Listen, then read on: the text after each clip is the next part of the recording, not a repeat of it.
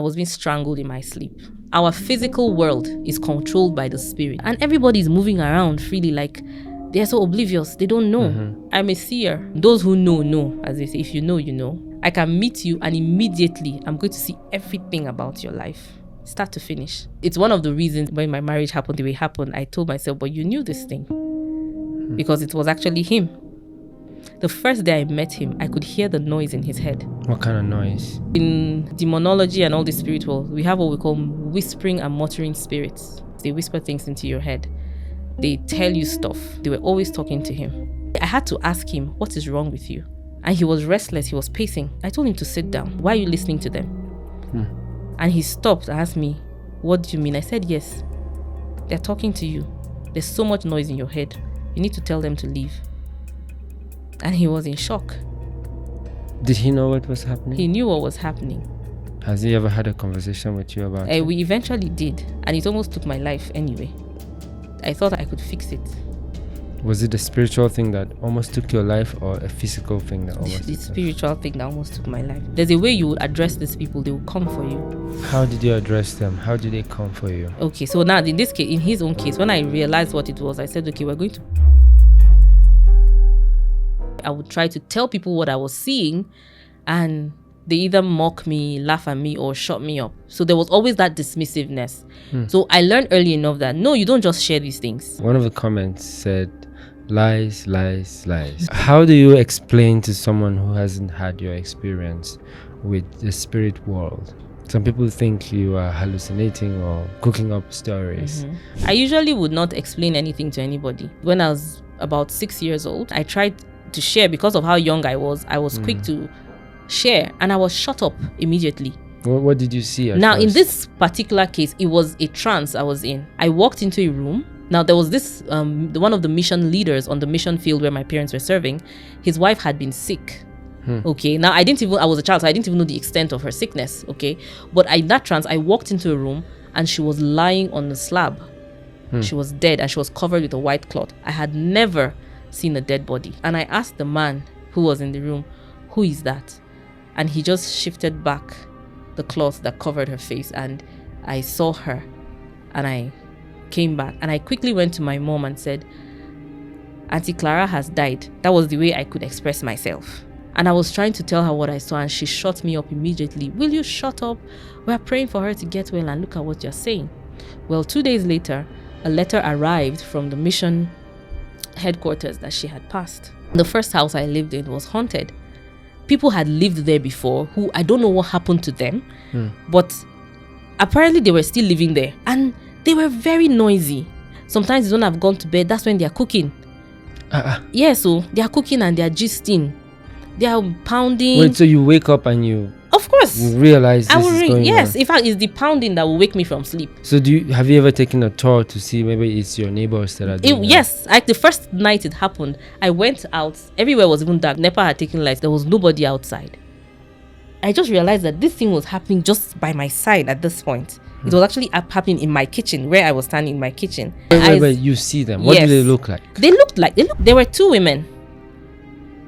And occasionally a man would come by and sit down and be talking with them while they are cooking. That was the one time I couldn't make contact with them. So I think the dimensions were really far apart. So have you ever tried to speak with them? There was a day I actually said something. I actually spoke to them.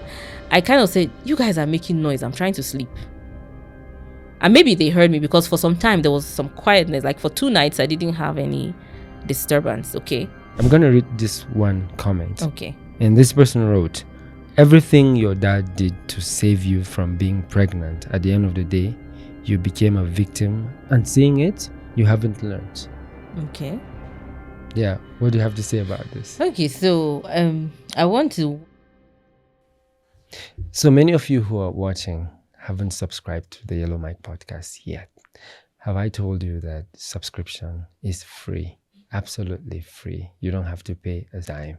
You might also want to stick around and watch this episode to the end. This might be the very answer to all the questions you've been asking, because there's a special prayer that was made for you specifically by our guest today. And our guest for today is one that needs no big introduction. She is Hazel. She's been on this show before, and you guys liked her and asked her to come back. Now we've brought her back. Remember, she wrote an amazing book, My Waking Nightmare. It's a story of her journey and her experiences. You will learn so much about parenting, about marriage, and about life generally in that book. I'll leave a link in the description and comment section where you can find it. Please buy the book and read it and tell me what you think in the comment section. Thank you. Let's get back to the episode. Hazel. Hi. You're welcome back to the Yellow Mic. I'm happy to be back. A lot of our audience requested that we do a follow-up episode with you. Little did they know that we've planned a part 2 from actually the part 1. Yes, because there were so many things we didn't touch because of time. And I'm glad you made out time to come. One of the comments said, lies, lies, lies. I saw that person. Yes. Then some other people said, all those spiritual things you talked about are lies, that you're making up lies. Yeah. Right.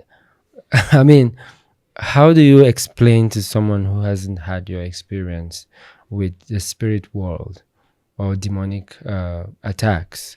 Especially when you talked about the Aladimma mortuary, your experience in that convent and all of that. Some people think you are hallucinating or cooking up stories. Yeah. Yes.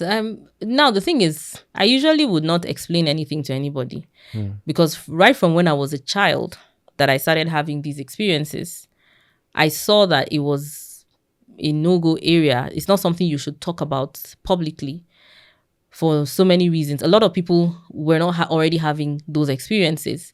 And of course, and as a child, the earliest I remember of these experiences I had was when I was about 6 years old. Right. Yes. And I tried to share because of how young I was quick to share and I was shut up immediately. What did you see at Now, first? in this particular case, it was a trance I was in. You were in a trance? Yes, the first trance I went, I've been in others, but the very first time I was in a trance, I walked into a room. Now, there was this, one of the mission leaders on the mission field where my parents were serving, his wife had been sick. Okay. Now, I was a child, so I didn't even know the extent of her sickness. Okay. But in that trance, I walked into a room and she was lying on the slab. She was dead and she was covered with a white cloth. I had never seen a dead body. Up until now, the first time I saw a dead body in my life, I was 27 years old already. Okay. So imagine at 6. So I walked into this room and she's lying on the slab with a cloth covered. And I asked the man who was in the room, who is that? And he just shifted back the cloth that covered her face. And I saw her and I came back. And I quickly went to my mom and said, Auntie Clara has died. That was the way I could express myself. That was her name, Clara. I said, Auntie Clara has died. And I was trying to tell her what I saw and she shut me up immediately. Will you shut up? We're praying for her to get well and look at what you're saying. Well, 2 days later, a letter arrived from the mission headquarters that she had passed. Wow. Yes. So as young as I was, and then over time, I had many more experiences like that where I would try to tell people what I was seeing and they either mock me, laugh at me, or shut me up. So there was always that dismissiveness. So I learned early enough that, no, you don't just share these things, okay? Yeah. I talked about it on this podcast because you asked me. I was, even before we started, I had asked me, why are you so interested in that part of the gist, Right, so you asked me. I wouldn't even explain to anybody because these are not things you can actually explain to anybody. It's not 2 plus 2 is 4. Yeah. Tell me about this trance thing. Like, how does it happen? Is it when you're sleeping? I've had both experiences, whether when I'm sleeping or when I'm awake. So now a trance is when you like have an out of body experience. Okay. Yeah. Maybe if you've seen it in some movies where somebody's lying down and the person stands up, it's like the person's spirit stands up. And have you experienced the situation where you were lying down and you got up and you still saw yourself lying down? Yes. Tell me about it. So I was the first I had that experience. I was about 12 years old, and it was night. I was sleeping and I got up. And I was still lying there. And I walked out to the living room and I sat there for some time. And after sitting, I started to feel cold. And I said, let me go back. And I went back. Now, and then I've equally had these while I'm awake and in the presence of people, actually. All that happens is it looks like I'm absent-minded, I'm lost in thought, but I'm not there. So the first time I had that, like some people will call it sleepwalking, the one that happens when you're asleep. Yeah. Some people will call it sleepwalking. So sometimes your body actually physically gets up. Especially when you're sleeping, you will have that your body physically gets up. The thing with it is that at that time, it's your subconscious that will record whatever it is that happens. The second time I had that sleepwalking experience, I told my mom about it. And she said something in the lines of, you should be praying against it. You're not supposed to be sleepwalking. And that was it. There was no more talk about it. Okay, now these are not things you can explain because it's not, it's usually not a straight line. Yeah. It's not a usual X equals Y or Y equals Z. Yeah. That's why I don't even bother to explain. Okay. But in this case, we're having this talk and I'm talking. Yes. So a lot of people will see it as lies because they have not experienced it. They've not been around people who have experienced it. And it is always strange to someone who hasn't had those experiences. It's always strange. Okay. And it would sound like a lie to, especially that we have movies, horror movies, and then if you've watched the making of a horror movie and you see what goes on, that, these things were just, they were wearing costumes and all of that. There's something it does to your mind. You begin to think that, it's just a movie. Some of these movies are not just movies. For example, The Conjuring is one of those horror movies that is based on true events. It's even written there. So if you've seen The Conjuring, you would know, or you should know, that these things exist. And like I was saying when I arrived here this afternoon, when just on a lighter note, like I'm surprised that there are people who think that as vast as the universe is, it's just them, their dog, their cat, their chickens, and their, it's not just you in this universe. It's multi-dimensional. And like one of my friends will always say something, there are experiences you will never have. And you have to be okay with it. Yeah. And just because there are experiences you will never have doesn't mean the next person is not having them. That person is having experiences that you two do not have. And you are having experiences that they are not having. So if I'm also to tell you that you're lying about your own experiences, even though they look like they are normal everyday experiences, and I tell you it's a lie, would I be fair to you? No, I'm not being fair to you. Okay? Like the first time I remember telling somebody back in school that I had food allergies, he looked at me like, you have food allergies? What's that? Nigerians don't have allergies. I said, well, I do. And he thought it was a joke until I was almost dying from something they put inside the food. And he was like, I never knew Nigerians had food allergies. Oh, yes, we do. Just because somehow maybe your body has built resistance over time. Yeah. And, like me, eventually it's even a popular opinion. Like people believe Nigerians don't have disease, not a killer. Exactly. Yeah. So you see, just because you've not had an experience doesn't make it a lie. Yes. I'm one of those people who you hardly hear me saying somebody's lying. Yeah. Even if I hear someone give an experience and it sounds really preposterous and outrageous, I would just say, okay. And I would let it go. Because the truth is, I wasn't there. How do I know this person is lying? Yeah. What if it's true? What if it's true? What if it's true? So that's I can't explain it to anybody. These are my experiences. Okay. But to what end? Why do you think you were having those experiences? Why you? That's the question I'm still asking too. I'm still asking that question. In fact, in recent times, I've been doing a lot of reading. I've been about this whole thing. Now, there's always the introduction to, for you to be having these experiences because you're among the elect. So the question is, the elect for what? Yeah. So I'm still in the process of finding out why. Because from what I've read about some other people's experiences, they had some of these experiences later in life. Mine began very early. Okay? Which means it's a gift I was given, very early. I hear that some people acquire theirs over time. Maybe somebody dies and the gift is passed down, and things like that. So there are many ways these gifts are. You're either born with it or there's a transfer. Somebody's dying, you're in the area, the gift is transferred to you, just like Elijah and Elisha. You know, Elisha was there when Elijah was taken up and his cloak fell on him and he got a double portion of his anointing. It's the same thing that happens. If you're in proximity of a powerful person who dies, maybe you might be one of the people who will inherit that gift. And it will multiply because you also have your inherent gifts, whether or not you know it. So that person's being added to yours is there. So me, mine na follow come, as we would say. So the question is why? Yeah. Okay. I don't know. I still don't know why. I'm still figuring it out. Yeah. You know, but there have been so many experiences, countless experiences I've had with other dimensions that the first time I read about there was this monk.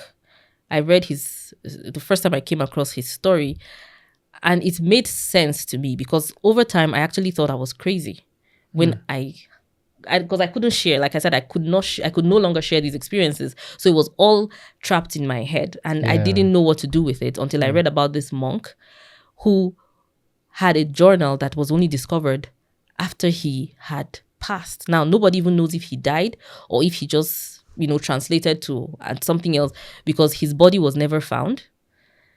Yes, his body was never found. The last time somebody visited him in one of these Tibetan monasteries, he was in meditation at the top of the temple. He was sitting in meditation. And from what the other younger monks had said, he had been sitting like that for the past 1 week. Without moving. Okay. And people will go there and talk to him. He never really responds, but it was known that whatever you talk to him about, whatever wishes you have were granted to you. He was that powerful. Now, when that journal was discovered, it had accounts of places he had been to, experiences he had had in other parts of the world, but nobody saw him leave the monastery. Wow. Yes. And to verify those things, there was one of the monks who actually went with that journal to visit those places he said he had been to. Yes. And everything was as he said it was. In fact, there were even sketches of some of the streets, some of the restaurants, so he had actually lived a different life, but nobody actually saw him leave. Yes. He didn't own a passport. So it's not like he entered a plane. He went to other places. And then he described dimensions too, that he went to, which were not in our own world. When I read that account, for the first time, I felt seen. It was like, okay, it's not all in my head. These things are real. Because at that time, I even came across his book. I was going through one of those, my out of normal experiences. The house I was living in was actually haunted. And I would be hearing the... In your NYC? No. When I was... not during my service here. When I was living in Asaba. I lived in Asaba for a year, yeah. Okay. And the first house I lived in was haunted. So like people had lived there before who I don't know what happened to them. But apparently they were still living there. Or maybe, I don't know. They were still living there because we were living in the house together. Okay. And they were very noisy. Now, these ones were not evil. They didn't have an evil aura. But they were so noisy. Sometimes when I've gone to bed, that's when they are cooking. Yeah, so they are cooking and they are gisting. They are pounding. Wait, so you wake up and you... Of course. You realize this is going on. Yes, in fact, it's the pounding that will wake me from sleep. So have you ever taken a tour to see maybe it's your neighbors that are doing that? Yes. Like the first night it happened, I went out. Everywhere was even dark. There was no light. NEPA had taken light, so there was even no light. So, and I looked outside where my kitchen window is. I can see into the compound. And I looked out. There was no lights. There was nobody outside. And I just realized that this thing was happening just by my side at this point. It was actually happening in my kitchen, where I was standing in my kitchen. And I could hear them. I just wasn't seeing them. But if I close my eyes, I would see them. But if I open my eyes, I don't see them. But whether my eyes... Wait, you see them. What do they look like? They looked normal. There were two women. And occasionally a man would come by and sit down and be talking with them while they are cooking. They were normal, regular human beings like me. that was the one time I couldn't make contact with them. So I think the dimensions were really far apart. So have you ever tried to speak with them? no, I didn't even try. I was too shocked to, I just would watch, and at some point I was like, there was a day I actually said something. I actually spoke to them. I kind of said, you guys are making noise. I'm trying to sleep. And maybe they heard me because for some time there was some quietness. Like for 2 nights, I didn't have any disturbance. Okay. So at that time it was happening again. And this was a time where it was very frequent. I had a lot of those experiences, like very close together. And Asaba is it's by the River Niger. So, and where my house was not far from the River Niger, and you know what they say about water spirits and the kind of spiritual atmosphere in places that are close to water bodies, they're usually very strong. So maybe because of that increased spiritual presence, I had many more of these experiences. Okay. Coincidentally, that was when I now read, because this one I didn't even tell anybody. That was when I now read about this monk. And it made sense that, okay, so I'm not actually alone, out of my mind, and I'm not alone. And over the course of my life, I've gotten to hear about more experiences. Was that the last time you had a trance or No, I've seen still something? I've still had many more. I want to help you find out why. So can you tell me the last time you had a trance? What was the experience? What did you see? Okay, so the last trance I had was 2 weeks ago. 2 weeks ago? Yes. Okay. Yeah, so this one, it happened, I was sleeping. So I was going to see my dad. Yeah. Going to see I was walking towards him. He was sitting somewhere and I was walking towards where he was to talk to him. That experience, popular African theory would say the dead is calling you, right? No, but in this case, no, he wasn't. I know about those things, but no, this one, he wasn't calling me. I've actually had the experiences of when a dead person is calling. And there was a time I was sick. I was very sick. I thought I was actually at the point of death. Yeah, so in that case, that particular one, the dead person was calling me, but I didn't answer. How did you know you were at the point of death, and who was calling you? My grandfather was calling me. You saw him? Yes, I've never met him in life. How did you know he was your grandfather? I've seen his picture. Okay, so what was he telling you? He was just talking to me. What did he say? I can't remember what he was saying, but we were talking. Now, why I remember that experience, because when I woke up the following morning, I was in secondary school when this one happened. When I woke up the following morning, my dad told me to go back to the hospital. Now, at this point, I had been sick and I had been going to the hospital and tests were being run. Nothing was being seen. It was like, there's nothing wrong with her. Like, there was no medical explanation to what was wrong with me, but I was dying.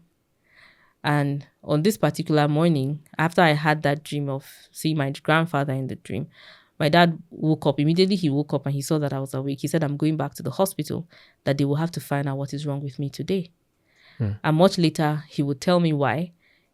That same night I had that trance, he too was in a dream, and his father, because it was his father I saw in the dream, that my grandfather was my dad's father.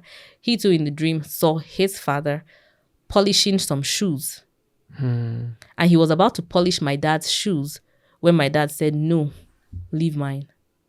Wow. So if he had polished those shoes, that would mean me going. Yes. So yes, I've had, but in this case, this is one I saw my dad. It was. How did you know if he had polished the shoe? No, my dad said he said no, and then he woke up.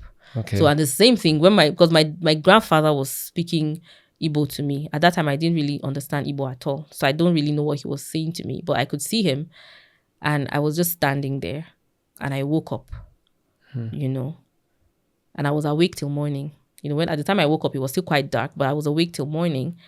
And then my dad too had this experience. So he said he too, when he took his shoes back and said, no, just leave these ones. And then he too woke up. Okay, so those shoes were not polished. I'm still alive anyway. So these are not things you would just explain to anybody and they will understand. Those who know, as they say, if you know, you know. So yeah.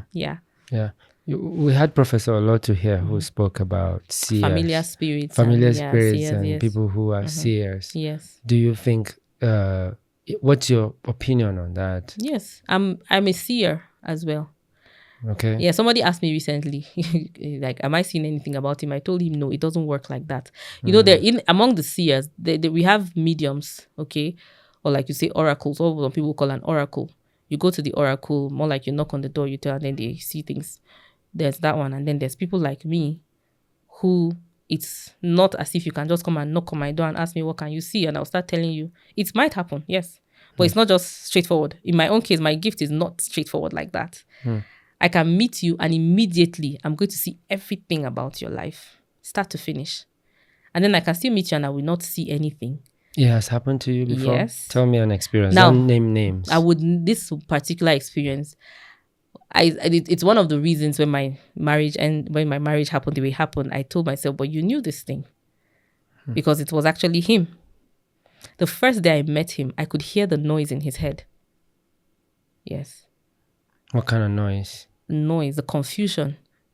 You know that in demonology and all the spiritual, we have what we call whispering and muttering spirits. Whispering and muttering. Muttering spirits, yes. They always tell you things. They whisper things into your head. They tell you stuff. I could hear the voices in his head. There was so much. They were always talking to him. I could hear it. I had to ask him, what is wrong with you? And he was restless. He was pacing. I asked him, I told him to sit down. Why are you sitting down? Why are you pacing the floor? You should sit down. What are those noises in your head? Why are you listening to them? And he stopped and asked me, what do you mean? I said, yes. They're talking to you. There's so much noise in your head. You need to tell them to leave. And he was in shock. Did he know what was happening? He knew what was happening. Has he ever had a conversation with you about it? We eventually did. And it almost took my life anyway. Because I thought I could fix it. Was it a spiritual thing that almost took your life or a physical thing that almost The took spiritual thing that almost took my life. Because like I said, even in the last podcast, talking about the experiences I had in the convent, that lady warned me, there's a way you would address these people, they will come for you. How did you address them? How did they come for you? Okay, so now in this case, in his own case, when I realized what it was, I said, okay, we're going to pray this thing out. I'm very prayerful. I love to pray. So I said I was going to pray this thing out. Now the thing with that kind of thing, we call it spiritual warfare. You're putting your own life on the line. So it's like you're now the shield between them and him. So that's why deliverance prayers, all these ministries of deliverance, if you pay attention or if you've ever met people who are into that kind of ministry, maybe you can talk to them. They will tell you some of the experiences they've had. It's not a glorious ministry. Yeah. Say you are praying the prayer of deliverance for somebody. No, you're putting yourself in the line of fire.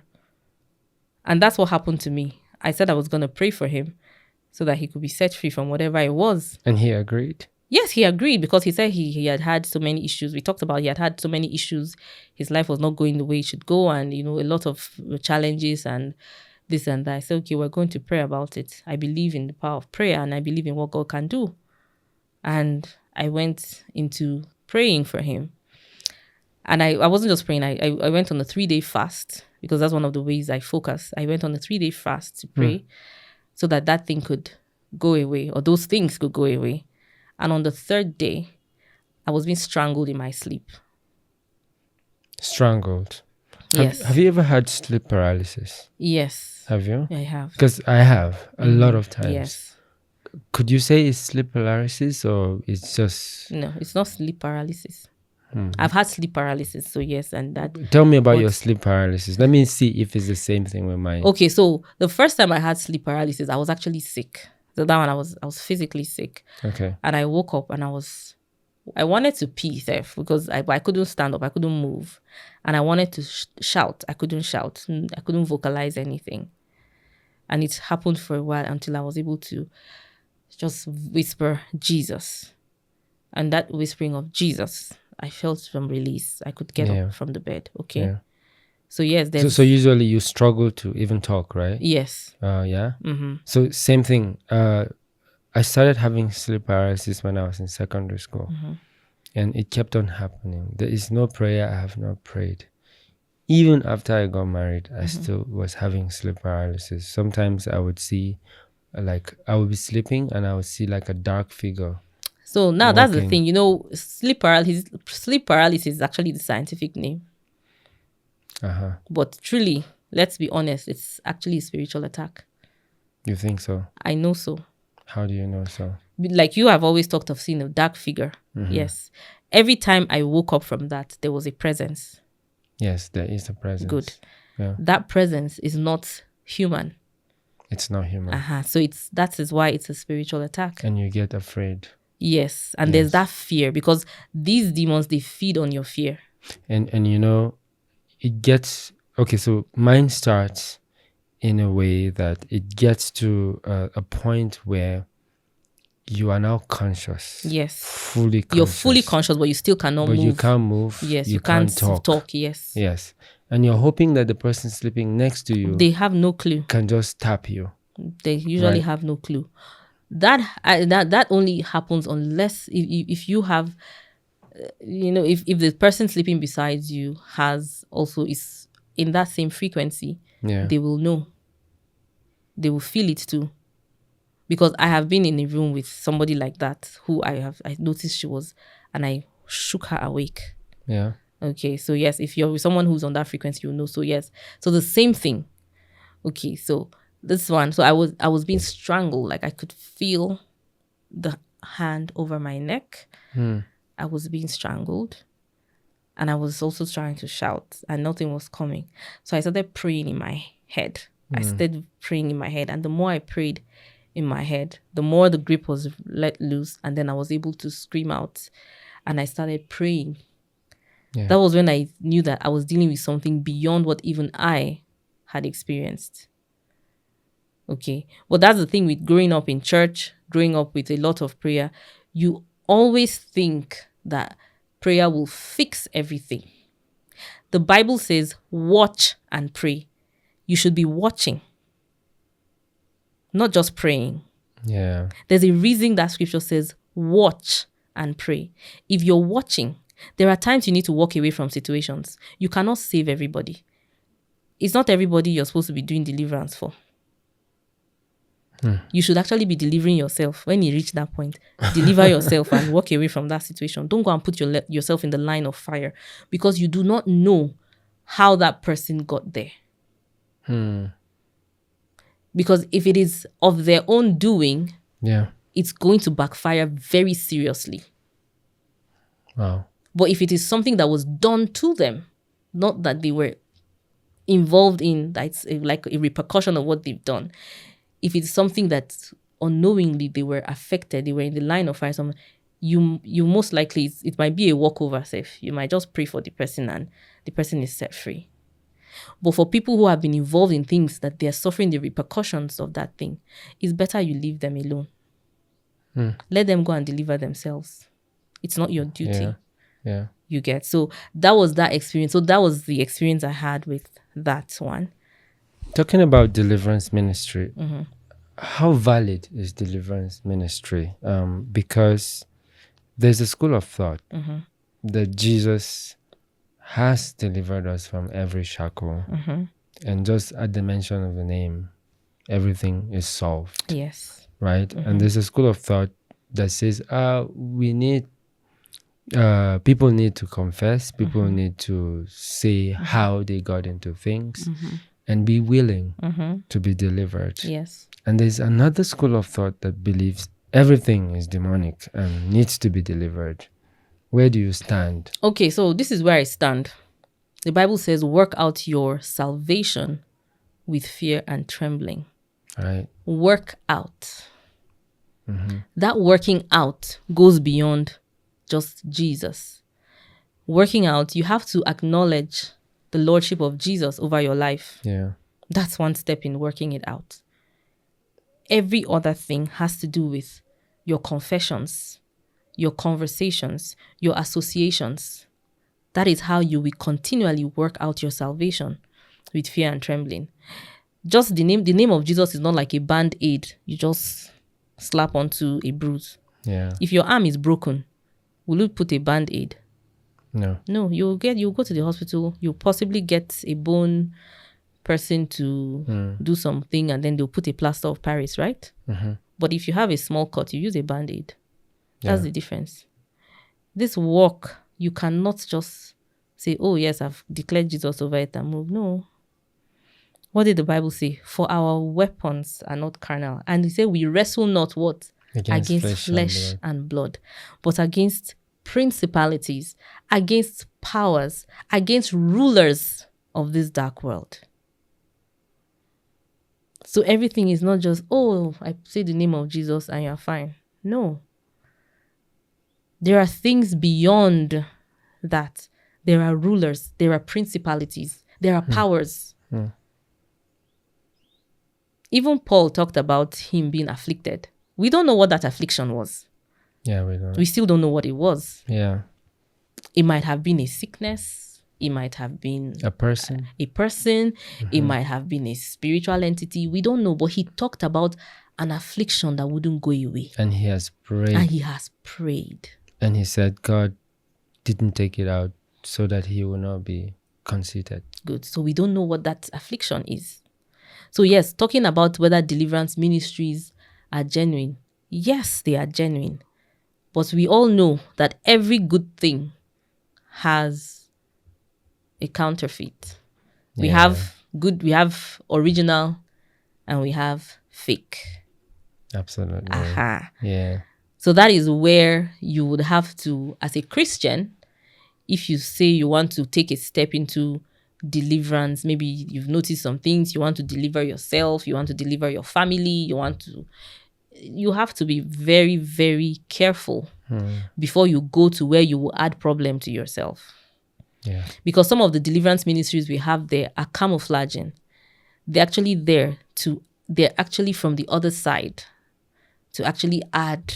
You came with one demon, don't worry, you live with 7.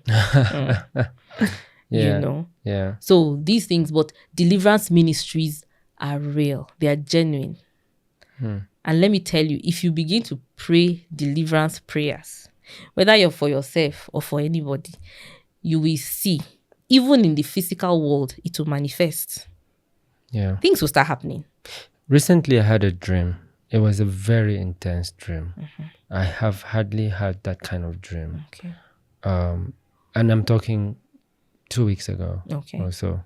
Yes. And in that dream, I was praying a deliverance prayer for someone named Benjamin. Okay.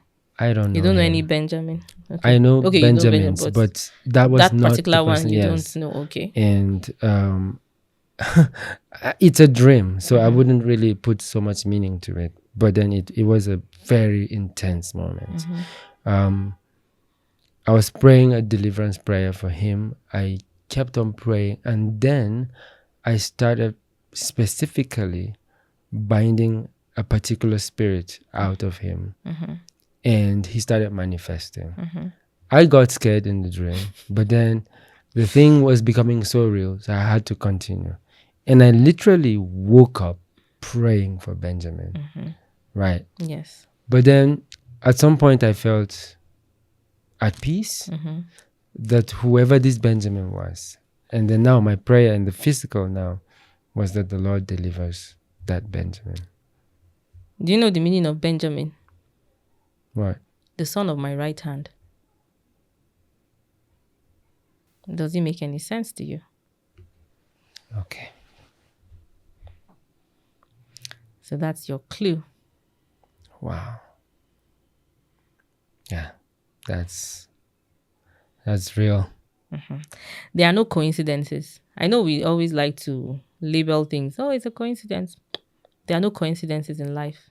You know why I kept quiet? Shortly after that, my first son started growing something strangely. That is exactly. I told you about me being a seer. As you were talking, that was who I saw. But I said, let me let you finish, and then I will out of ask nowhere. you. And the doctors were talking about a possible surgery and all of that. So it's your son. That's the son of your right hand. Benjamin means the son of my right hand. Wow. So it was already revealed to you in the spirit. That is why I tell people all the time, Our physical world is controlled by the spirit. Nothing happens here that we see with our eyes that has not happened in the spirit realm. So you are actually very fortunate if you or somebody around you is able to see things in the spirit, whether by dreams, by visions, or whatever, and begins the warfare from there. It eases it out on the physical. Many times it would even put a stop to it before it even manifests in the physical. But sometimes it will eventually manifest in the physical. But let me tell you, to be very mild. But if there's no such spiritual protection, when it manifests in the physical, you will not know what to do. Let me just make reference quickly to this girl that died. I don't know who she is. I'm hearing about her today that she died. This girl, it says she sings. She sings she just died. A cobra bit her. There were 2 cobras in her room. Today? Yeah, today. It was trending today. Okay, I haven't been on Yeah, the news so I today. saw it this morning. It's been trending since morning. There were 2 cobras were found in her room. So I think it's either the 2 cobras or one of the cobras. Well, she was bitten by a snake and she was taken to the hospital. There was no antivenom, and anyway, she's dead. Okay. And some people were saying in the comments that it was a spiritual battle. And then I'm seeing the ones saying, we spiritualize everything in this country. Snake is snake. Snakes have been biting people all over the world and they've been dying. Okay. The first thing I saw was that she had no spiritual protection. You saw that? That's what I saw from just watching the videos. I don't know who she is. But I said this girl was not covered spiritually. She had no such strong protection. How were there 2 cobras in her room? Cobras. Wow. So a lot of people are walking around just oblivious. And maybe for some of them, some things have not happened because maybe there's one grandmother somewhere praying. There's one auntie praying. Because the truth is the prayers of intercession are very, very helpful. If you have somebody praying for you, if you have somebody interceding for you, whether or not you know it, you have protection. You are covered. Yeah. Good. That's why when even the Bible talks about a man being the head of his home, it's not just about, he's providing, he's paying bills. No, it's also a spiritual covering. Yeah. Which is why many times homes that break down, it starts from him. Either he's falling sick, he loses his job. There are many ways these things manifest in the physical. He's falling sick, so he's in and out of hospital. He loses his job, so now there's financial constraint. Somebody dies in his family. That's, somehow everything just goes all right from there. Or he's involved with one side chick that is making him to lose his senses. He's no longer... These are all manifestations of whatever it is that is going on. Yeah. That has gone on in the spirit that nobody has checkmated. And everybody suffers. The wife is not happy. And we know that when women are not happy, the children will suffer. Forget it. Mommy is always shouting. Mommy is this... mommy is always crying. You will hear the children saying things like that. Mommy is always crying. Mommy is always shouting. Mommy has not been happy since. The children are traumatized one way or the other. Wow. So these are things that, sadly, sometimes I ask, what exactly do you people learn in Bible study classes in your churches? I've asked that question over and over again because I don't know why these things are not really addressed in some churches. I know we like to make things easy for ourselves by saying, I have Jesus and all things have passed away, all things have become new. The devil is not sleeping. And he still has his armies that are still working. Yes, we are more than conquerors through Christ.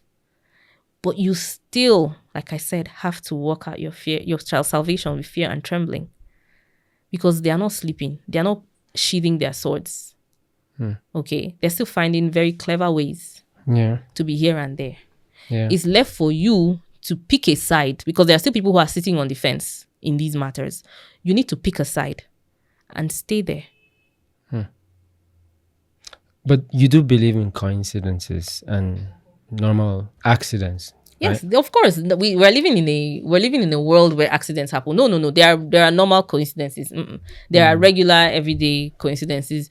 You go out, there's a careless driver on the road. No, there are actually everyday occurrences. Yes, I'm not talking about those everyday occurrences. I'm talking about deep, really, like when you hear things like somebody was involved in a certain accident, some kind of accident that happened, and only one person dies. Like the accident was not that serious, so but somebody died in it. Things like that. There are questions. Or everybody died, one person survived. You see that one person that survived? Check and where. There was this man that trended some years ago. He has survived 7 plane crashes. Yes. Okay, you remember? Yeah. And when I saw it on CNN that day, I said, I have to meet this man. There's something about him. 7 plane crashes. And not just regular plane crashes that everybody died. Yeah. And he will survive without a scratch. He will just be in shock for a few minutes and he's fine. By the time the doctors check him, he's okay. That is not somebody who you will say it's not a coincidence. That kind of person is not a coincidence. Do you understand? Yeah. Good. So yes, there are regular everyday accidents. Oh, you are cooking, hot water pours on you. That's nothing. Now I know now. You cannot add any. That one is normal. You're cooking and somehow it's something slipped and things like that. There are those. Yeah. But then I'm talking of very serious cases of these things. They are indications to something deeper that has gone on in the spirit realm. You earlier talked about frequency. I remember a lot of people asked questions about frequency. What did you really mean about frequency, spiritual frequency? The spiritual frequency is where you operate. How much do you see? You see, like I said, everything in the spirit is also in the physical. The same way you see physically, you smell physically, you hear, you feel. It's the same thing in the world of the spirit. You can see there, you can smell, you can hear, you can feel. All your senses that you know, you can taste. It's exactly the same thing in the world of the spirit. So that's the frequency I'm talking about. Have you been able to, in your life, have you been able to see beyond the physical? If you walk into a room and there are things that are not like you and me, can you see them? Can you hear them? Because sometimes you may not see them, but you may hear them or you may smell them. There are cases like that. You may not see their form. You may not hear them saying anything, but you may smell them or you may feel them. Maybe you've walked into a place and all of a sudden you have goosebumps all over. That's just an example. Yeah. You have goosebumps. The weather is not cold, but you have some really terrible goosebumps. Your hair is standing up on the back of your neck. That's a feeling. It's not a at that time, it feels physical, but it's actually not a physical response. It's a spiritual response to something in the air, something in the atmosphere. So it depends on how sensitive to these things you are. That's the frequency I'm talking about. All right. Now, some people, like I said, are born with it. Some people develop it over time. Some people are trained. You can actually train yourself in these things. You know, you can be trained you want to do things. But those dimensions are very scary. You know, they can be really scary. It gets to a point where it's like now normal because you've experienced it over time. So, you know, it's kind of okay. You're not as scared as at the beginning. Because as a child, when I was a child, it was mostly confusion because children can't really place all their emotions until a certain age. So there was a lot of confusion in my young mind, which is why I was always wanting to share with an adult because I felt, mommy and daddy should know or auntie and uncle should know, whoever was the adult. And I never got a good response. So I just trapped everything up inside and it was eating me up inside somehow because it's not like the experiences stopped, but I couldn't share and I didn't know what was happening. So that's the frequency I'm talking about. Yeah. Because as a human, your body, soul, spirit, you're not just body. So that frequency is where your body, your soul and your spirit operate, not just your body. So those are the frequencies I'm talking about. Yeah. How you perceive these other dimensions. Do you think it's something that can be activated in people? Yes, it can be activated in people. Anyone that desires it or people who already kind of are built with that gift? Both. If you are built with the gift, the better. Then if you desire it, it's something that's transferable. How do you mean transferable? You can desire. It's just like this issue of laying on of hands that we do. Say they are doing that, and people. That's why you have to be very careful with who lays hands on you, because this laying on of hands, as much as it can be good, it can also have its downsides, because when someone is laying hands on you, there's always a transfer of something. It's power, whether it's if it's for a healing service, that laying on of hands, if there's infirmity in your body, it's supposed to heal you. So it's the same thing. There are transfers that take place. If you desire this kind of gift, you will have to meet somebody who has the gift and is also willing to transfer it. But you have to be willing to receive. And that's why I said, if you're receiving it, if it's something that you're not really maybe designed for, I don't know. I've not met anybody who, I don't know what would happen. Have you transferred it? No, I have not. I don't know. I'm not interested in exploring that dimension. Why haven't you started a ministry or For something? What? Of seeing and deliverance. Nah. Right. You almost got choked delivering somebody. I've not seen the need to. So I've not seen the need to. So, that's the mistake we make. Everything doesn't mean you have to have a church or a ministry or something. Like I said, you asked me, do I know why I have this gift? Like I told you, I don't know why. I'm still a work in progress. I'm still figuring things out. But over the course of my life, I have met people that I have actually helped. I have prayed for them. I have spoken to them, and those prayers have been answered. They've gotten whatever it is. They've random people, not just so. Yes, over the course of my life, I've had those experiences where, oh, this is what I'm looking for. Can you pray for me, or can you help me? And this and I've always gotten back that positive feedback. Yes, this thing we prayed about happened. This thing happened. That thing happened. Am I going to open a church? I don't know. Am I going to start a ministry for? I don't know. But at least, yes, I've helped some people.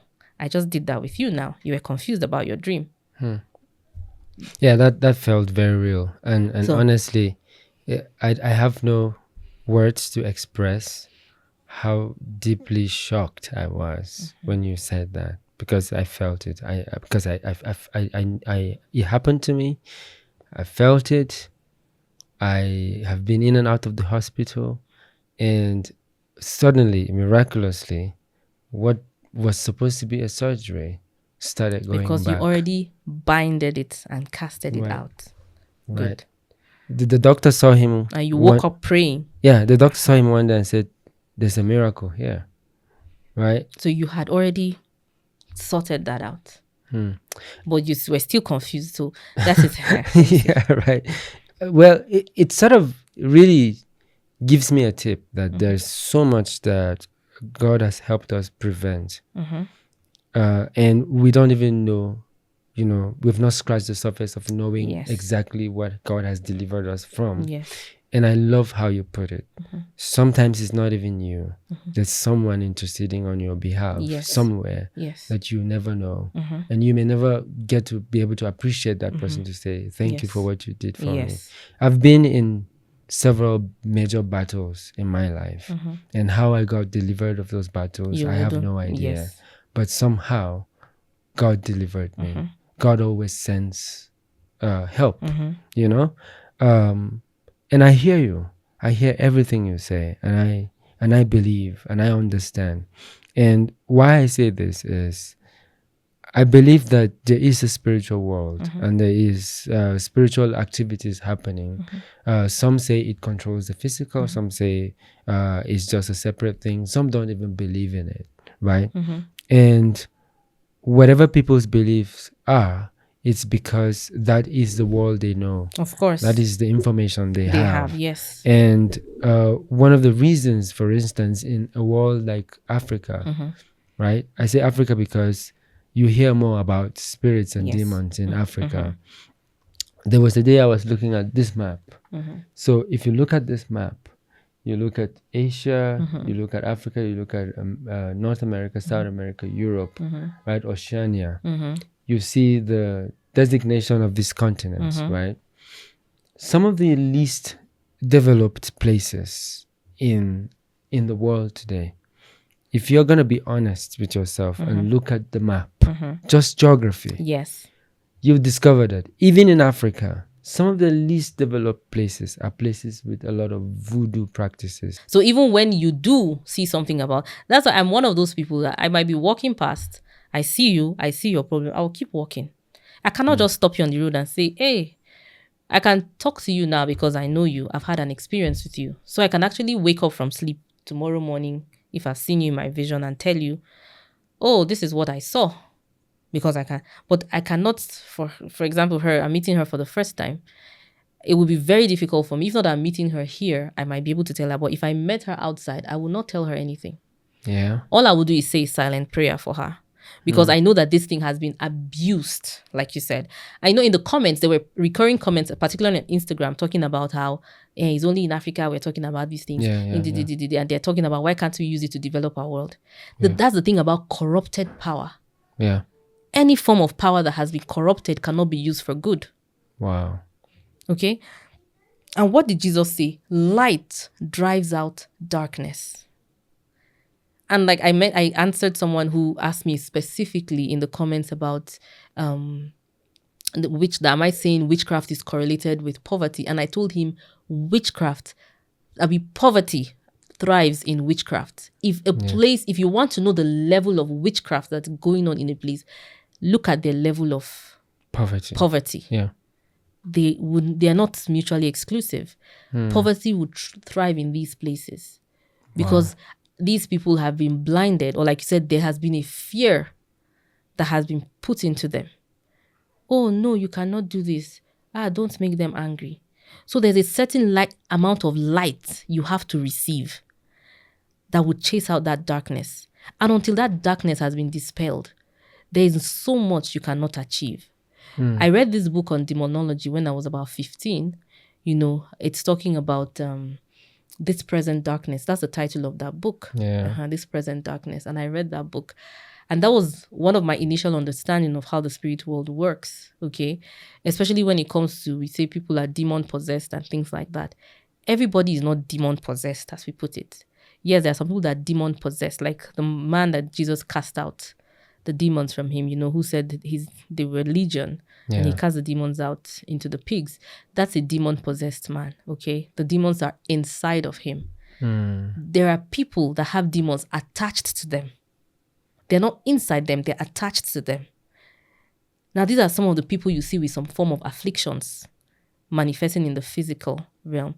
Maybe they're complaining of incessant migraines and they're going for CT scans and there's no, diagnosis. Everything is fine. They've gone to different hospitals, they've gotten different opinions, but there's still that affliction going on. Those kind of things happen when, like I said, you don't have spiritual protection and somebody is afflicting you.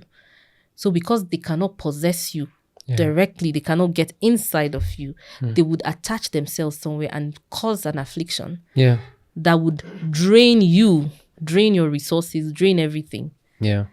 You can't focus, you can't do anything. So this is, and when I talk about poverty, I'm not just talking about financial poverty, the issue of having money or not having money. I'm talking of poverty in every sense of the word. A closed mind. Education. Yes, education. A lot of other things. You go to some places and you can feel how dense it is. Everywhere you're feeling the weight of what is going on there. You feel the weight of the darkness that they're under, the bondage they're under. And everybody's moving around freely, like they're so oblivious. They don't know. These are things that happen. And sadly, in Nigeria, some of these places, we have places like that where there's a concentration of these kind of things. And you see that when people finally maybe break out of those things, there's a sudden boost. It's like immediately they broke out of it. So everybody now, where has this person been since? We've never, it's as if there's a sudden flow of light into the person's life. Everything just changes. You hear about somebody going from grass to grace. Yeah. This is an example, a clear example. I'm not saying it's every grass to grace story that has demonology following it. No, that's not what I'm saying.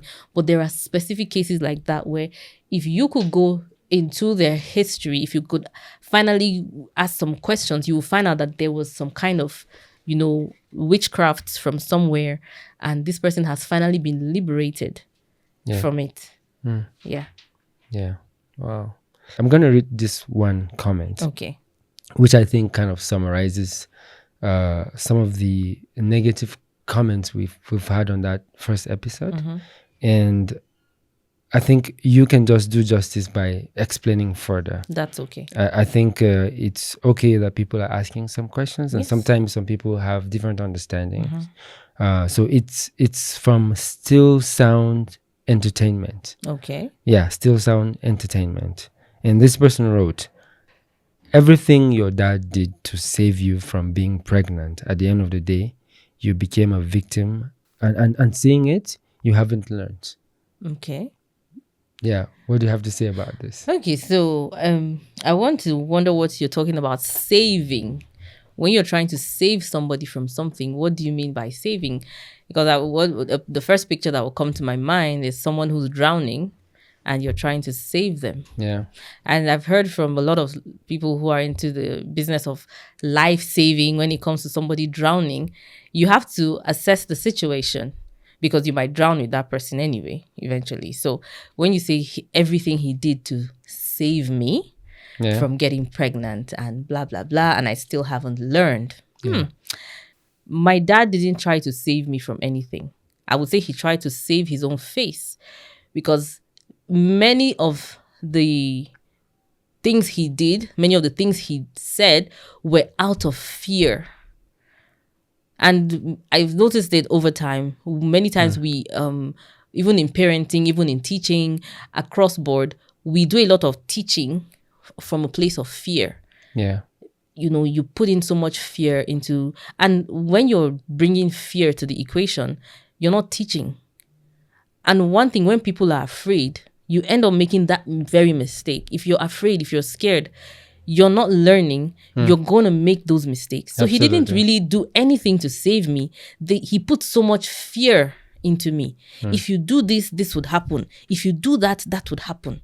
Yeah. What happened to giving me sex education? My dad never gave me sex education. My mom never gave me sex education. Everything I learned about sex, I learned by stumbling upon it at different points in my life. Yeah.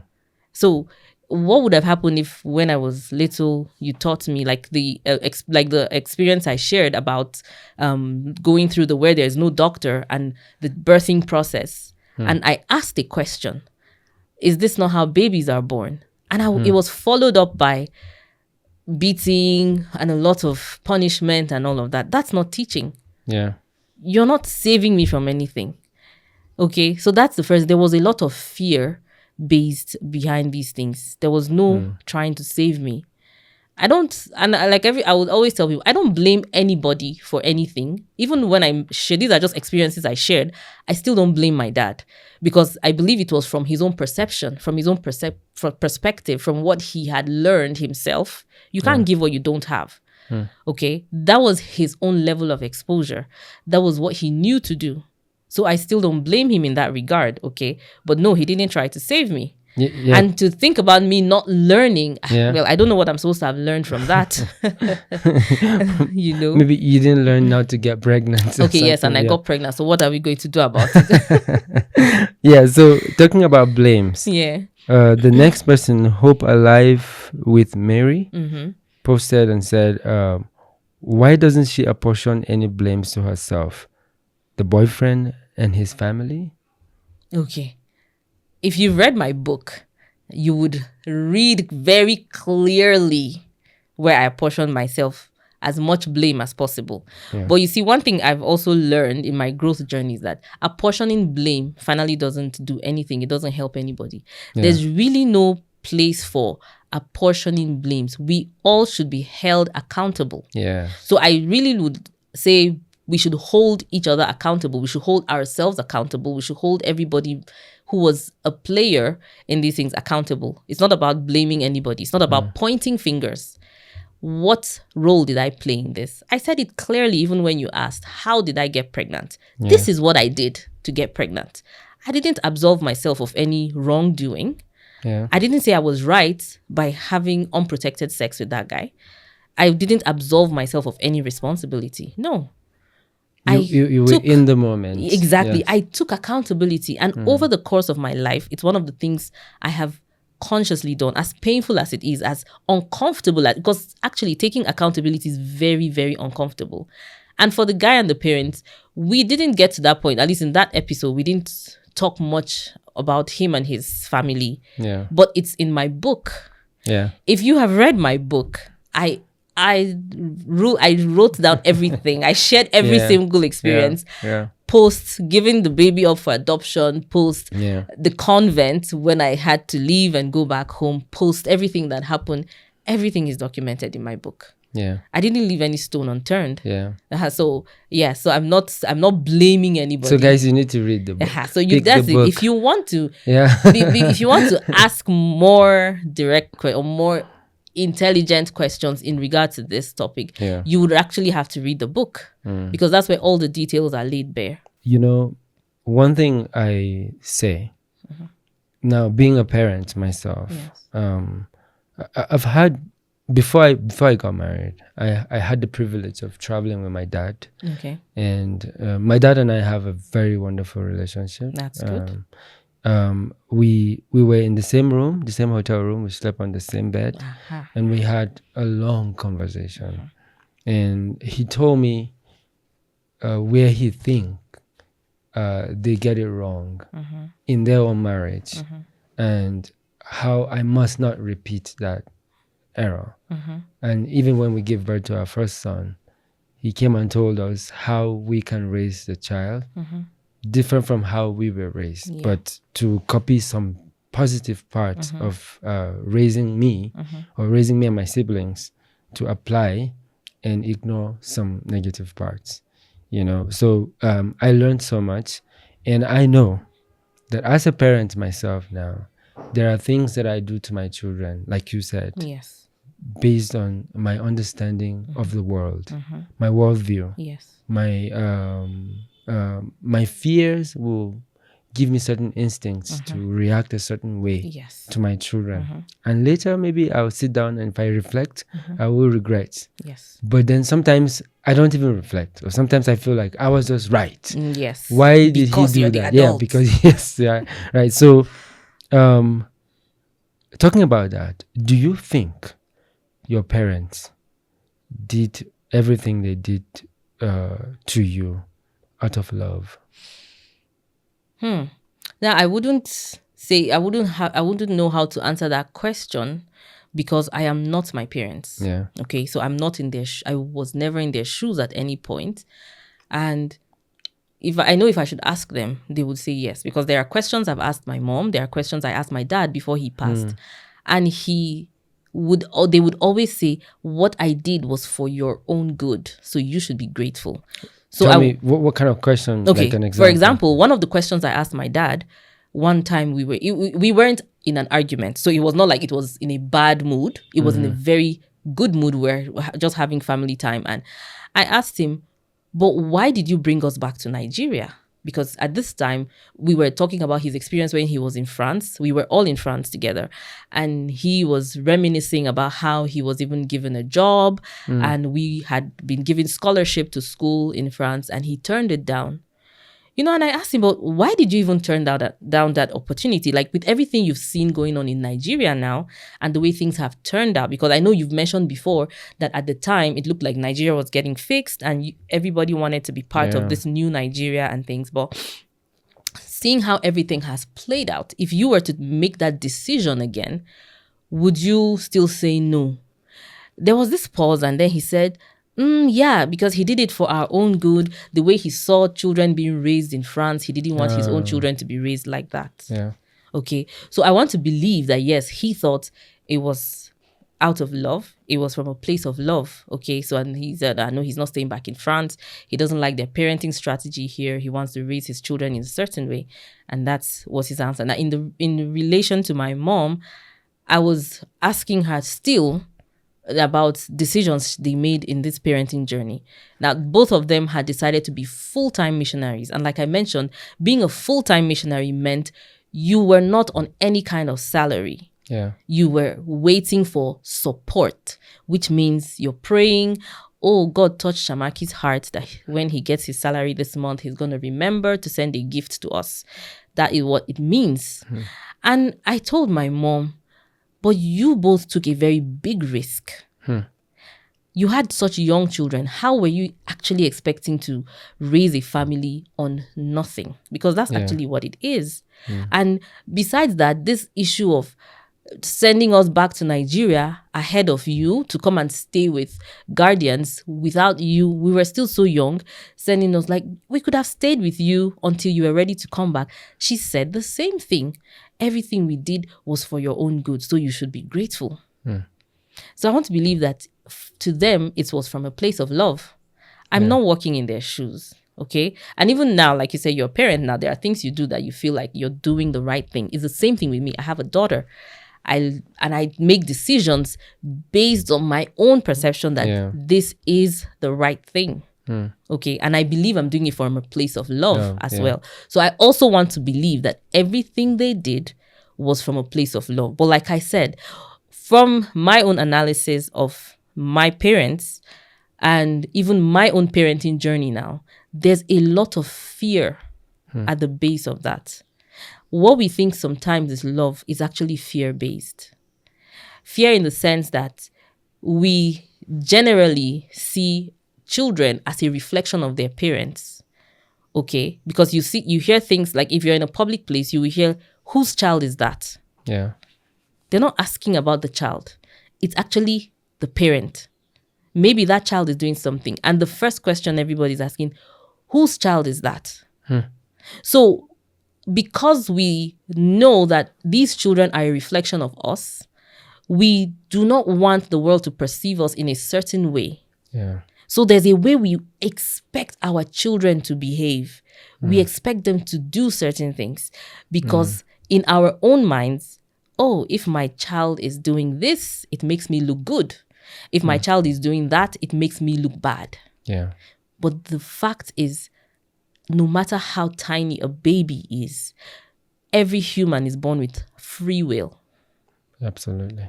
So no matter how good you are as a parent, no matter how bad you are as a parent, that child has free will. Eventually, a lot of events are going to come together to shape that child. Yes, you are the primary caregiver. Yes, you will lay the foundation for whatever will be built. Because like when I was following these parenting pages and I started educating myself on parenting, I went a step further to also study psychology of babies, pediatric psychology. You know, I took my time. And one of those pediatric psychologists said something that babies from the time they are born are like sponges and they absorb everything. And over time, some things will be discarded, some things will be added. And that's how they're going to go along their own journey. Yeah. So like she said at some point, she said that that's why you shouldn't be afraid to introduce some things to your children early on. She was talking, especially when it comes to speech development. Don't be afraid to talk to your child. Yes, they're not going to talk back to you, but you're helping develop their speech. Eventually, when they start talking, their vocabulary is going to be sound. They're a sponge. So you just talk to them. Now, if we could spread that across board, from speech development to food, to character development, to everything, it's the same thing. They're sponges. They're going to absorb. And from the time your children start going to school, whatever it is you're teaching them, their teachers are going to add to that. Yeah. Their friends are going to add to that. They're going to church, or they're going to the mosque, or they're going to the shrine. That's added. Over time, everything else is added. Of course, the internet is now there. Yeah. We're in a world where the internet, so the online world is there, everything. So everybody's kind of adding to that. But you see, from your own fear, you would begin to know you cannot do that. And the child will ask you why. And your most likely response is, because I said so. Yeah. Yeah. That is fear-based. Because I said so is not a reason. No matter how young your child is, they're not dumb. They're not daft. Yeah. At their own level, try to explain it to them. It's like a little child trying to play with fire. And you say, don't touch that. And the child asks you why. You cannot just tell them because I said so. No, let them know it's going to hurt. Or whatever word they already know that equates to pain. Maybe it's going to make you cry. That's an explanation. Now, what this is doing is you're not just building children who are resilient, but you're building a child that is self-confident. That child knows that you see them and you hear what it is they're saying. Now think about a teenager who has lived all their lives from the time they were 2. You have not been listening to them. And they've gone from 2 to 16. You're not still listening. And eventually they're 25.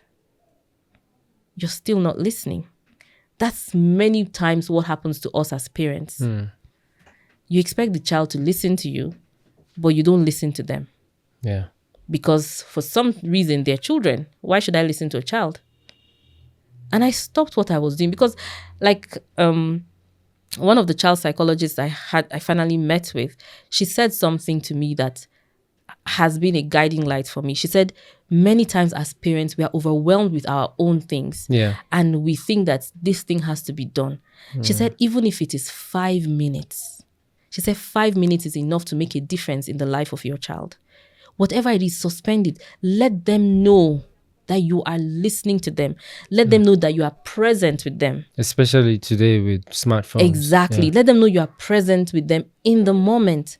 5 minutes is not too much. There's 24 hours in a day. So if you take out 5 minutes to just listen to your child, there's so much you can learn as a parent that would also help you with your parenting. I remember in the last episode, I said it that every child is different. So I cannot tell you, oh, this is what you should do with your child. No, I'm not living with your child. Just the same way you're not living with my child. I'm sure at 2 years, your son might not have told you you're not listening to me. I don't think no, it has happened. Okay, that's happened. Oh, funny. Now, but I don't know. Yeah. So now, but this is, I had to, I can't even remember what it was I was doing, but I remember I was very distracted. When she said that, I stopped what it was I was doing and I sat with her. I said, okay, so what were you saying? And she went on blabbing and blabbing and blabbing. But at the end of that time, she was happy. She was no longer crying. Yeah. Yes, whatever it was she was saying, to me at that time, it was not really important. It wasn't as important as what I was doing.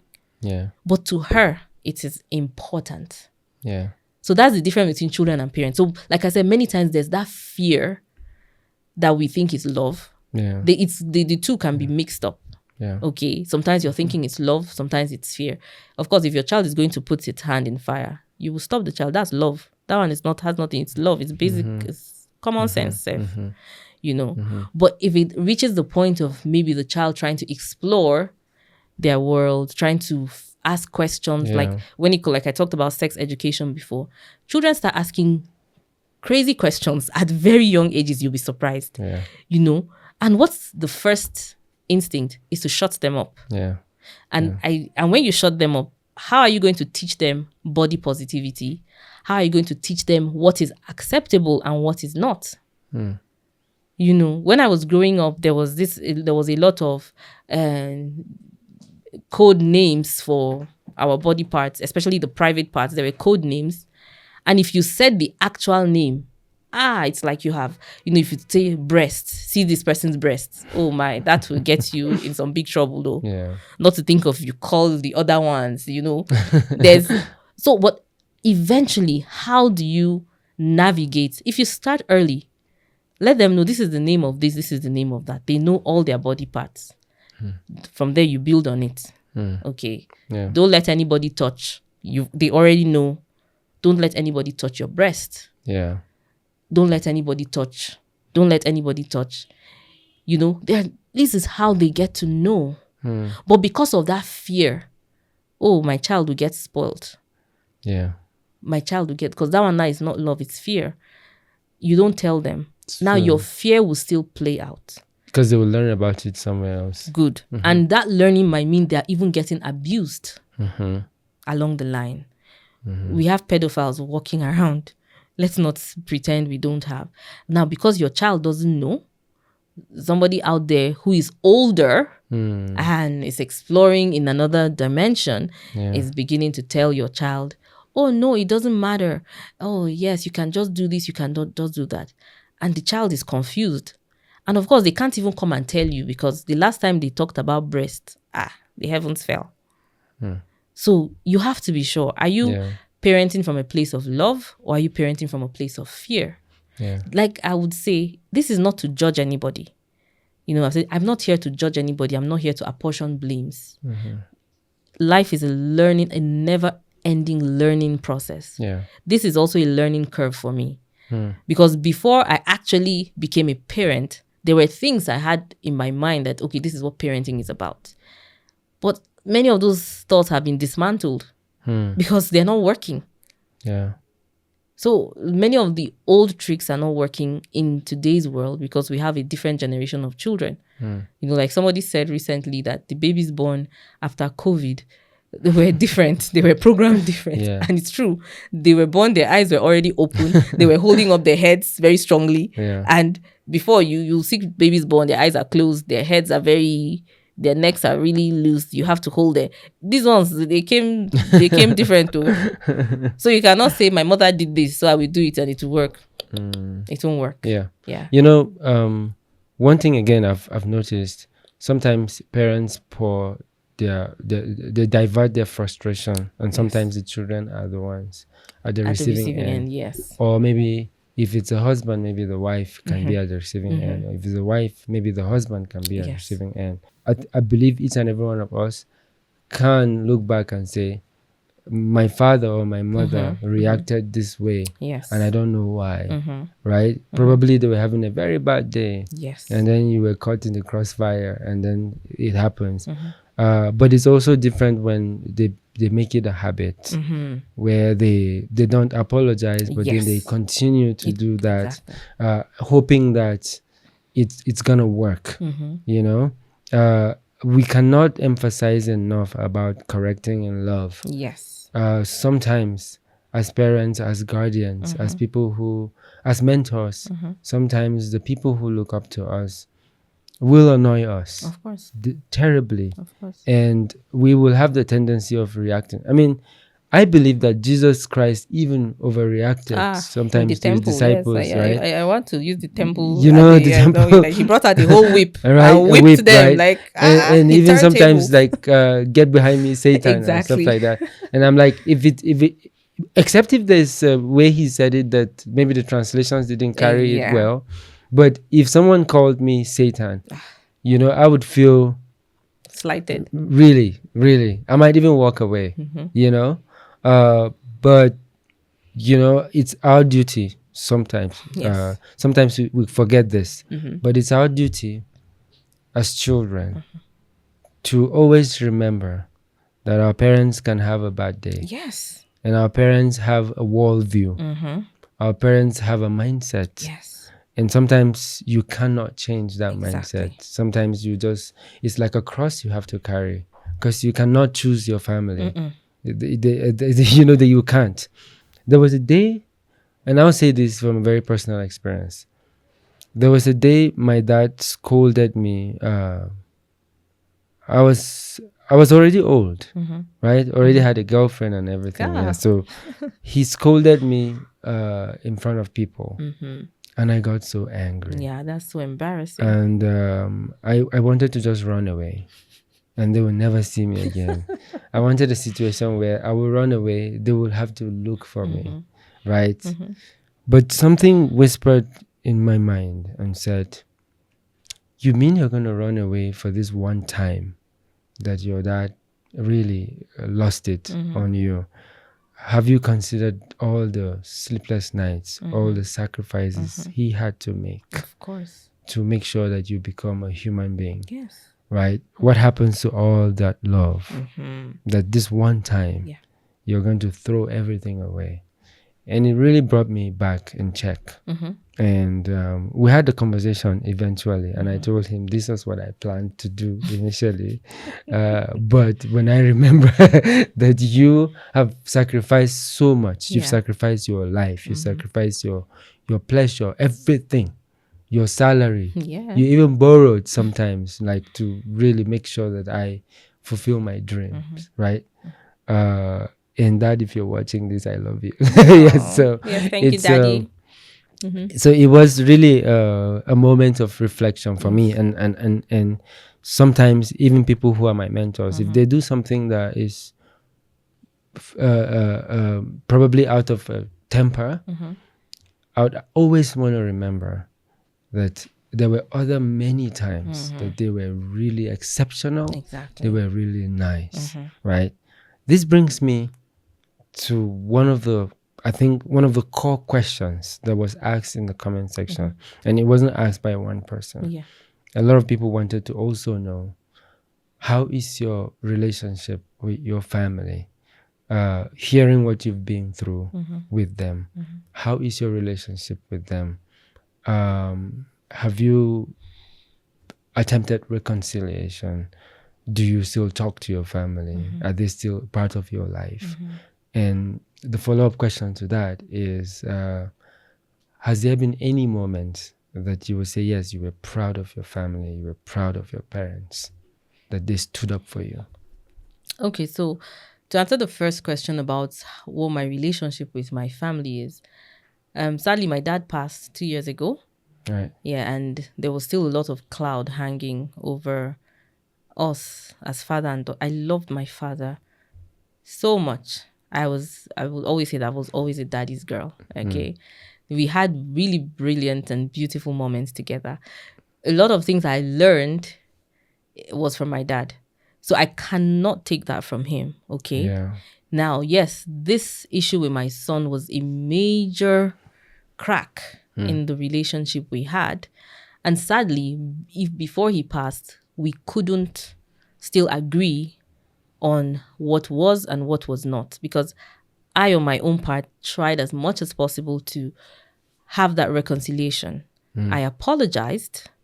I let them know I was sorry for any slights, for any wrongdoing, for any shame I might have brought. Yeah. I let them know I was sorry. In fact, there was even this time, one of my aunties told me, no, you don't just apologize to elders like that. Oh, you have to buy a bottle of wine and some gifts. I did all that, okay? Yeah. I let them know how sorry I was. And it wasn't just for show. I was actually sorry. Okay? Now, I think the psalmist will put it like, I had a contrite spirit. Yeah. Yeah, so, but my dad still held the position that I betrayed him. And what was the betrayal? The fact that I did not let the child go to just anybody in the adoption. Yes, he held on to that. He said it was a betrayal that I still got the father of the baby to get his child. So that wasn't settled. So your boy now is with his father? Yes, he's with his father. He has always been with his father. So the adoption story didn't happen? It did happen. You It took did him happen. back? No, I didn't. It did. Like I said, if you've read my book, I detail everything. So Yeah. the baby was still given up for adoption. It's not like the papers were brought back. No. And when he came to get his baby, he was made to pay the adoption fees. Oh, yeah. Aha. So I just wanted people to hear. yeah. So there I know. Yeah. So he was the father of the baby, took his baby from the convent, but he was made to adopt his own baby. He paid the adoption fees. He signed the papers. So that is that about that. So, but my father saw that as a betrayal, and he held on to that until he passed. After my dad was buried, I spoke with my mom, and I told her that I know you said we should forget about the past, because that was what she said. She just announced to us, and your father has died, though, and he has been buried. You people should forget about the past. Let's move on. So I told her, I know you're talking about forgetting about the past and moving on. My son is not in the past. He's still very much alive, and he's even in the present and will be in the future. Yeah. Daddy died and never saw his first grandchild. Please don't die without seeing this boy. That was what I told her. And what did she say? I don't know what you want me to do. There's nothing I can do about it. And I've told you it's all in the past. I told her, no, it's not in the past. And if you wanted to do something, you can do something about it. He's still your first grandchild, no matter the circumstances. So I would love for you to think about it. And she walked away. So when it comes to that part, it's still a very sore topic for them. Me, I've gotten over it. I can't still be crying over spilled milk. Okay, it happened. There's nothing I can do to change that. Okay. Yeah. So in that regard, that relationship was, I would say, severed in a very bad way. For a long time, I was the one constantly trying to appease everybody because I wanted them to see how sorry I was, how I didn't. It's not like it's thing. I didn't do this thing deliberately just to slight you people. Yeah. So we still have that shaky relationship. My brother hardly speaks to me. You know, he still has his own. He's still very angry with me. So I cannot force anybody. So to answer that question, yes, that is. Yeah. But if to talk about it, I saw some comments asking if my parents ever apologized. No, they never apologized. My parents never apologized. My brother never apologized. They still held on and still hold on to the fact that I was wrong and they were right. Yeah, so which is okay. Yeah. Everybody has their own choices to make. You can't force anybody to do or not to do, which is okay. These are some of the things I've accepted, and it's fine. And the other thing is, do you ever think that if you weren't a girl, these things would not have been hard on you? Yes. From your family? Of course. The reason I know that it wouldn't have been this hard was that I had my son in 2010. In 2014, my brother also had a child out of wedlock. Whoa. Oh, yes. And the heavens didn't fall. In fact, I was blindsided by it because in 2014, I was still in Akwa Ibom doing my national service. So I didn't know what was going on. And I came back home in July that year. And one night I'm chatting with my brother and he tells me, "You're going to be an auntie soon." And I'm like, You know, it was sounding strange, like you're going to be an auntie soon. Like it was sounding like a joke, but I couldn't, my head just couldn't be wrapped around it. And I asked him, how, what's up? He said, his girlfriend is expecting and he's a boy. And I was like, okay, do mommy and daddy know? And he said, yes. I had been at home for 2 days since I came back from NYC and everywhere was calm. The house was not on fire. Everywhere, nobody was. Now you will feel betrayed. Yes. And I asked him, do mommy and daddy know? He said yes. My parents were both in the living room watching TV with me. And I looked at them and they were fine. I didn't see, this kind of, you look at somebody's face and you're expecting to see some, but nothing. And shortly after that, my dad, the following morning, I heard my dad on the phone and he was talking to somebody and talking about how, don't worry about all that. You should be concerned about the baby and how you're going to. Wow. That's sounding very strange. So I waited for him to go out and then I asked my mom. So my brother got somebody pregnant. And what did she say? Oh, he has told you. Because a part of me wanted to believe that my parents didn't actually know. Maybe he was just joking that they knew, and because why is everybody so calm? And I asked, and she said, oh, he has finally told you. I answered her with a question. Oh, so you actually know? Wow. She said, oh, she knows, and what do I expect her to do? From that moment on, my emotions were all over the place. I couldn't believe that the same house where I was called everything unimaginable, I was treated the way I was treated, was expecting another child born out of wedlock. And there was no talk about that child is a bastard. That child is a bastard. I didn't hear that said for once in relation to my brother's child. And it hurt me so much. So yes, I know that if I was a boy, the reactions would have been different. Yeah. Because at least it played out in my own case. Why do you think that? He's a boy, I'm a girl. There's this general, they keep saying it, the men and women are different when it comes to sexual matters. Okay. And still talking about my brother having his son, when his son was born, my mom was, still angry. She was the one who was a little bit angry from what I saw. And my brother chatted me up, and told me, mommy has not called. That's his girlfriend who I just give. Mommy has not called her since was born. That's my nephew. Mommy has not called her. And I asked him, did mommy call Matthew when my own son was born? Because why are you telling me? Because he was instructing me I should tell my mom to call his girlfriend. And I asked him, "Are you okay? Did she call my own boyfriend when my son was born?" He said, "It's not the same thing." I said, "Oh, it's not the same thing." Yeah, he actually said that it's not the same thing.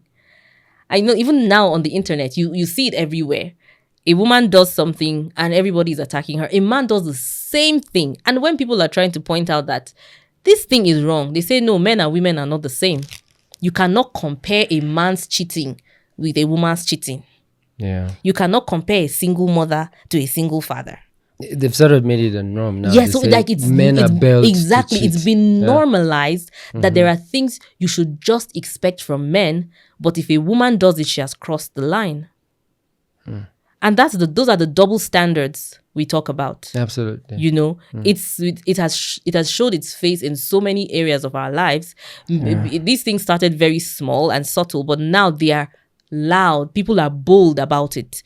People have audacity to back them up because you're a woman. You shouldn't do certain things. Don't you know you're a woman? Don't you know you're a woman? And excuse me, I'm a woman. Does it mean anything? And like some people are trying to ask other people, especially when you're shaming single mothers, for example, why don't you talk about the man in question? She didn't get herself pregnant. So if you're shaming her, shame the man too. But no, nobody does that. You hear them say she's the one who opened her legs. And then at the end of the day, you still hear complaints. This and that. Nobody will marry you. Yeah, if men talk to you, nobody will marry you. Die single. Okay, she doesn't want to open her legs. You're still threatening her with dying single. She opened her legs. She gets pregnant. You're shaming her. So is there any place that, like they say, damned if you do, damned if you don't? So those are the double standards, okay, when it comes to these things, especially as it relates to sex and sexual matters. And I keep wondering, is there a part of a woman's biology that makes her less sexual than a man? No. I'm not sure I learned that. I was a science student. I didn't just do biology. I did morphology and physiology of living things. Yeah. So women are not asexual and men sexual. Okay. But we've kind of normalized the fact that women should somehow have more self-control. I don't know who said that. I don't know where the books were written. But you even hear, you should, as a woman, you should be able to, there's a way you should carry yourself. There are things that No. I don't think so. Discipline should be across board. Yeah. Sexual discipline should be across board. That's why I talked about sex education. If there's proper sex education from a very early age for men and women, we wouldn't be adults now and arguing about whether or not it is right or wrong for this or that to happen. Yeah. Mistakes would happen, yes.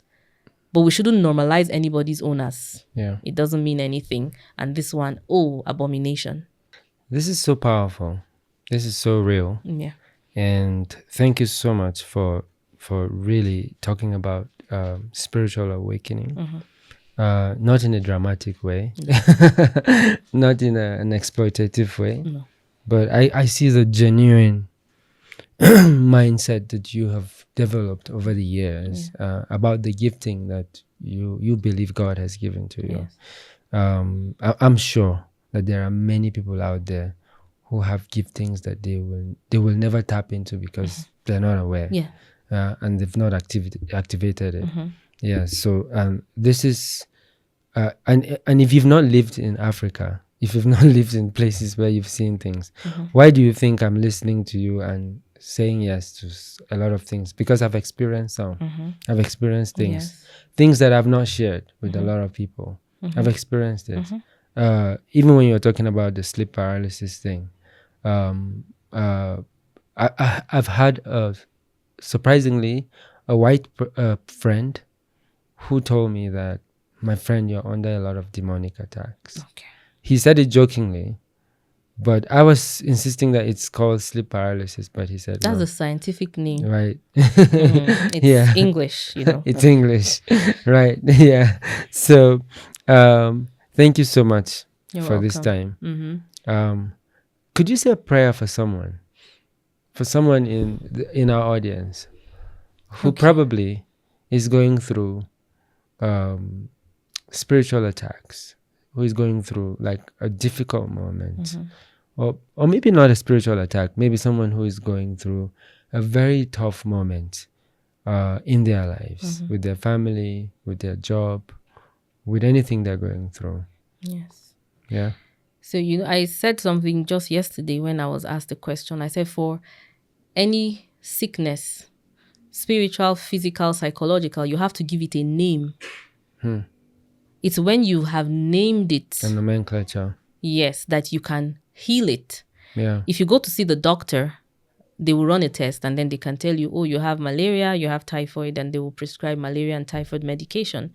If you see a psychologist, you will hear things like, oh, you have savior's complex, or you have toxic optimism, or you have narcissistic disorder.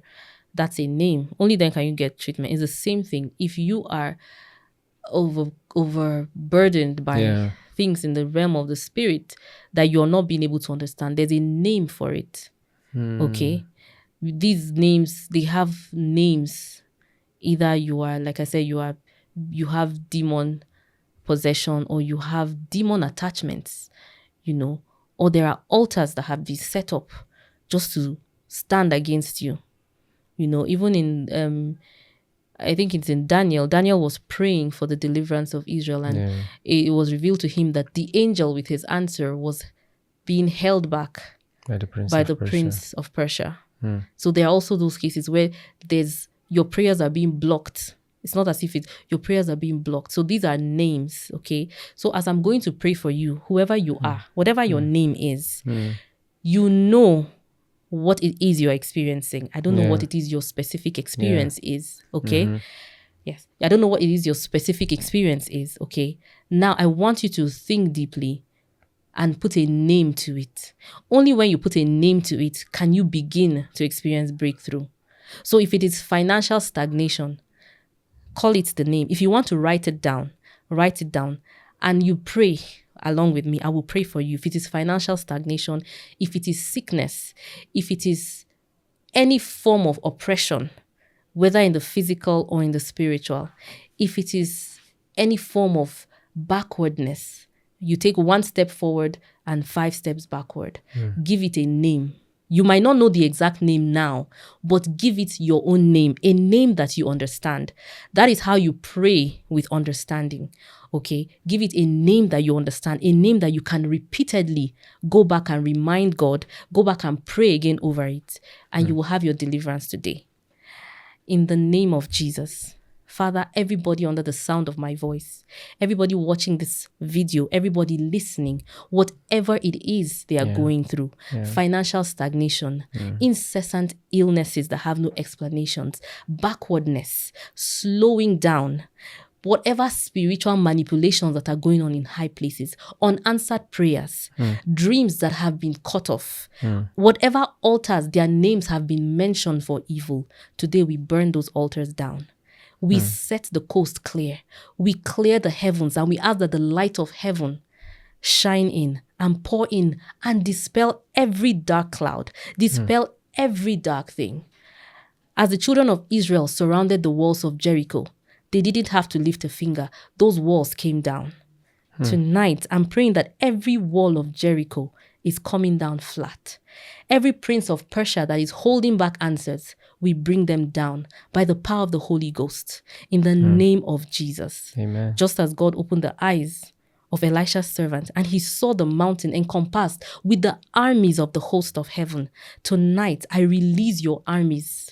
I release your angels to speedily and swiftly bring your answers to you and bring deliverance to your lives. Amen. In whatever area, in whatever corner, no matter where you are. I release you from those bondages. I release you and I set you free in Jesus' name. Amen. Amen. Amen.